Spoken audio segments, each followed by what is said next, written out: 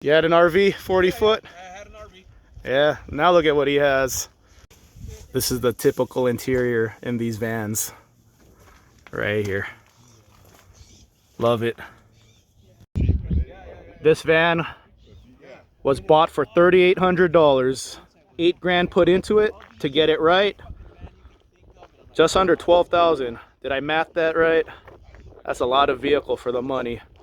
So we bought it for $3,800 with the lift and the rims already on it. And it's a V10.